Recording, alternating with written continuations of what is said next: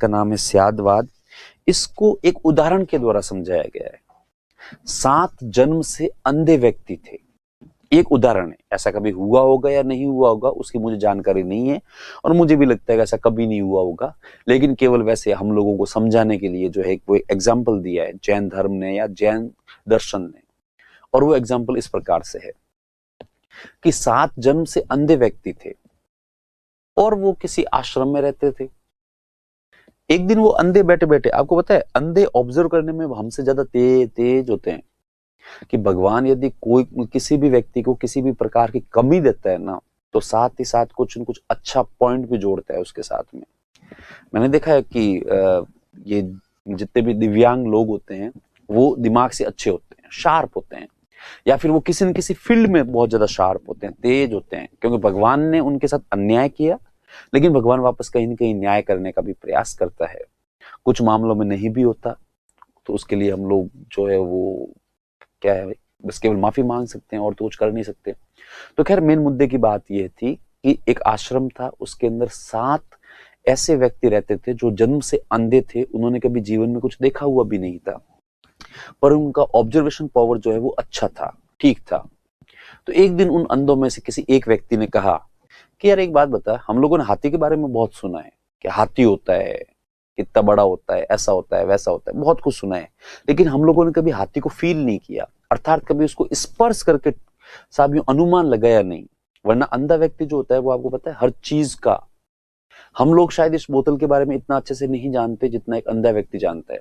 हम लोगों का सिंपल सा काम है, ठीक है, इसमें से पानी पिया और रख दिया, ठीक है। जबकि अंधा व्यक्ति होता है वो हाथ घुमा घुमा कर हर चीज को फील करता है पूरा। अच्छा ये इसका ढक्कन है, इसके ढक्कन की साइज इतनी है, ये जो बोतल है उसकी लेंथ इतनी है, बोतल का पैंदा है वो इतना बड़ा है कि अपन इसको कौन सी जगह पे रखेंगे ताकि ये साफ आराम से रहेगी वहां पे, तो हर चीज को नोटिस करता है। तो नंदो ने कहा हाँ यार, हम लोगों ने कभी हाथी देखा नहीं। एक ने बात की तो दूसरा, तीसरा, चौथा, पांचवा, छठा, सातवां सब उससे सहमत हो गए, हाँ यार हम लोगों को हाथी का नॉलेज नहीं है।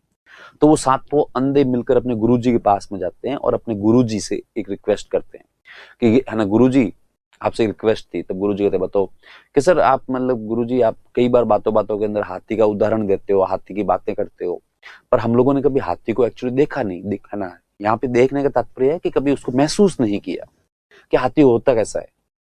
तो क्या प्लीज आप हमें एक बार है ना हाथी दिखवा देंगे या फिर हाथी का जो स्पर्श करवा देंगे। तब गुरुजी ने कहा बिल्कुल मैं तुम लोगों के लिए व्यवस्था करता हूँ। और नेक्स्ट डे गुरुजी जो है वो किसी व्यक्ति को सब बोल कर एक हाथी को बुलवाते हैं, और हाथी को बुलवाने के बाद में 7 अंधों को बुलवाते हैं, और अंधों को बुलवा के अब अंधे सारे एक लाइन में आते हैं, सीक्वेंस में, उनकी आदत थी हमेशा से। तो वो खड़े होते हैं और वो कहते हैं हाँ गुरुजी आदेश करो। तब वो कहते हैं गुरुजी कल तुम लोगों की रिक्वेस्ट थी कि तुम लोग एक बार हाथी को महसूस करो, आज एक्चुअली मैंने तुम लोगों के लिए एक हाथी की व्यवस्था की है, अरेंज किया है, तो है ना तुम लोग जाओ और उसको एक बार महसूस कर लो, देख लो उसको।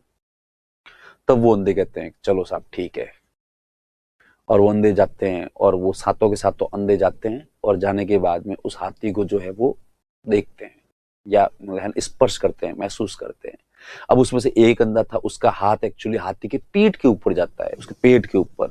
तो उस हाथों को घुमाता है और वो मन ही मन सोचता है अच्छा हाथी जो होता है वो एक्चुअली एक दीवार की तरह होता है, पर एक दीवार जो मजबूत होती है, जबकि हाथी जो है वो एक दीवार की तरह है, लेकिन ये बहुत ही थुलथुला सा है, ठीक है।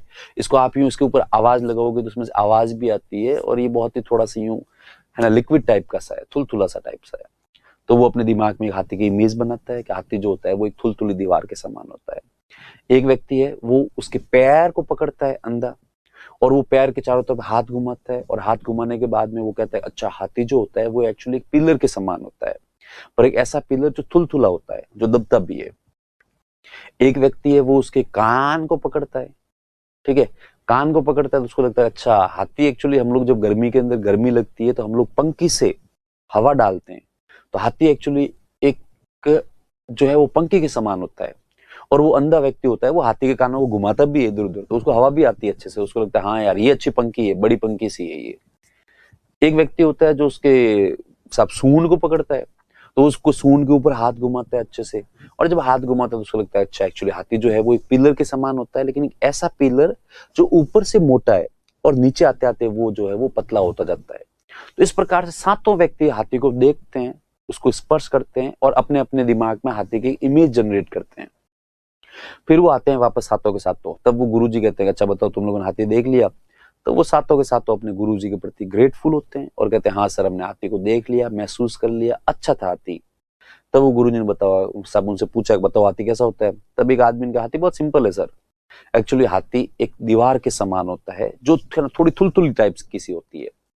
सेकंड नंबर कहता है नहीं सर एक्चुअली इसने सही तरीके से ऑब्जर्व किया नहीं, इसने सही तरीके से देखा नहीं। तब गुरुजी कहते हैं कैसे? कि इसकी ये बात तो सही थी कि हाथी थोड़ा थुलथुला टाइप कैसा होता है, लेकिन वो एक दीवार के समान नहीं होता। एक्चुअली इसने सब जगह हाथ घुमाया नहीं था, जबकि मैं सब जगह हाथ घुमा के देख के आया हूँ, मुझे वो पता लग गया हाथी जो होता है वो एक्चुअली एक पिलर के समान होता है।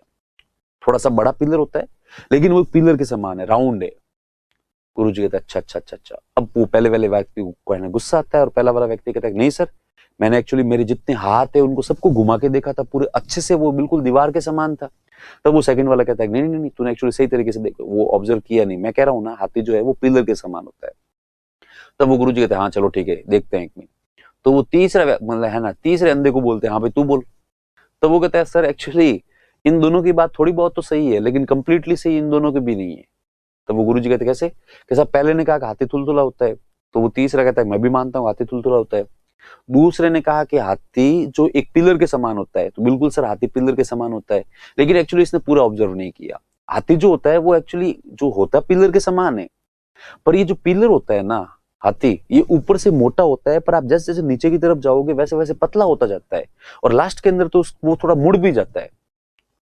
तो वो तीनों इस बात पे आपस में बहस करने लग गए। तब गुरुजी ने चौथे से पूछा तू बोल।